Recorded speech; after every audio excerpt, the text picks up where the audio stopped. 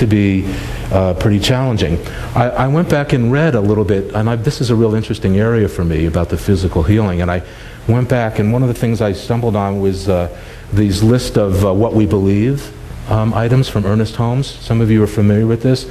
Ernest Holmes wrote a whole list of what we believe, and I took out just a few of them just to read them to you because he's very clear on the physical healing. And I just wanted to read it. So in our consciousness in Science of Mind, since the early 1900s, we have followed Ernest Holmes, who made these statements, what we believe, you see, what we believe. He says, first, I'll start off with his very first paragraph because it gives you kind of the feel of his statements.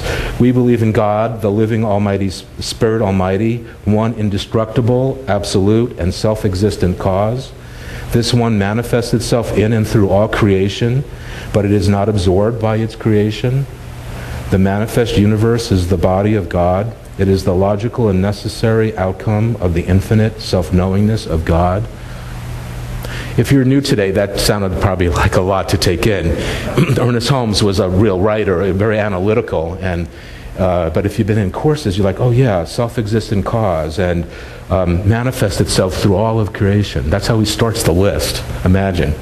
Then he says, we believe the ultimate goal of life is to be a complete freedom from all discord of every nature, and that this goal is sure to be attained by all. Let me read that again. We believe the ultimate goal of life is to attain a complete freedom from all discord of every nature.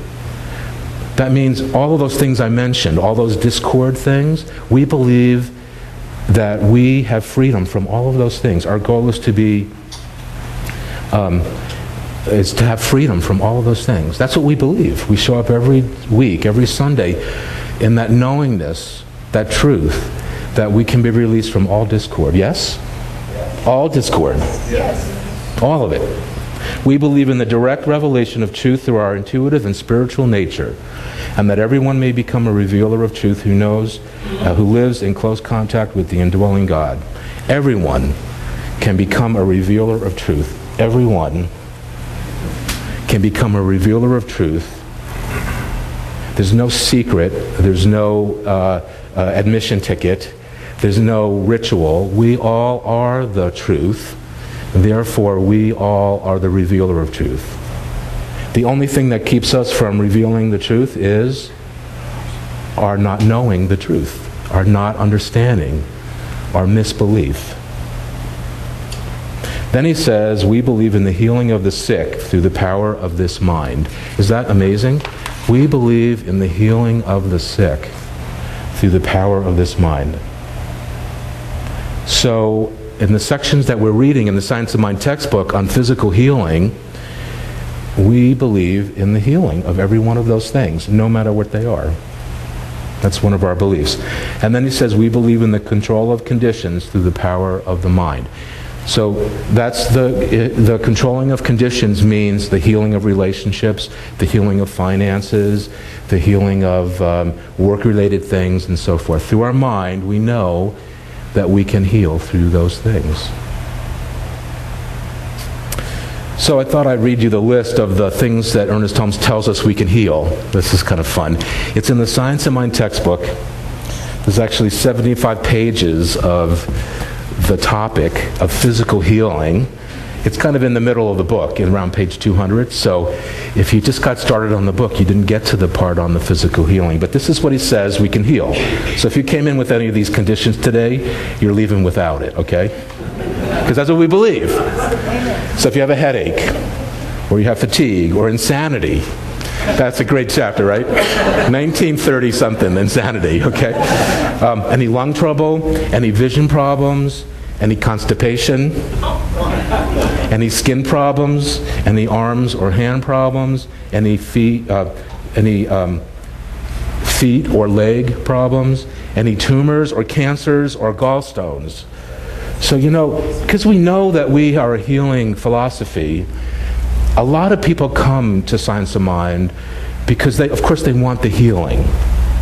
And many of them will find it in our philosophy as the truth unfolds in who they are. Not everybody does, because some people are panicked and searching for some kind of healing, and they can't settle and quiet their mind and open to the truth message that we have here in our center, in our philosophy. So some people come and go. You know, we all experience that, and they're in trouble situation. They have a lot of pain in their issues that they come with. But of course, you have to know that there are many people in our congregations all around the world that come in with lots of healing issues, you know. Heart problems, paralysis. These are Ernest Holmes chapters in the Science of Mind textbook. Asthma and hay fever, nerves, skin diseases, fevers, colds, obesity, kidney, bladder, and liver problems, stomach and bowel, insomnia. Isn't this amazing? Have you guys all read the section on all these? Deafness. And then the last issue that he talks about, which I love, the way he ends the chapter, is peace of mind.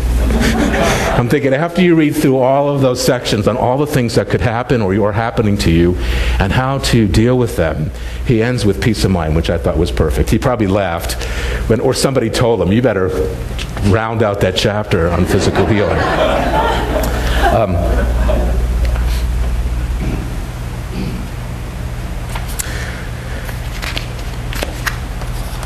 Why do you find yourself in a place where you're having to study about an issue that may be a physical issue? Why do you find your... that wasn't me.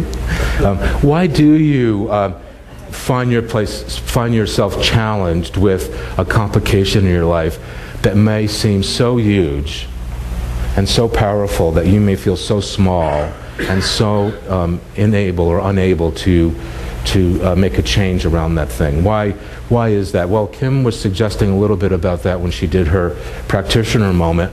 We have a race consciousness. We have a human consciousness that's grown with us from the beginning of time.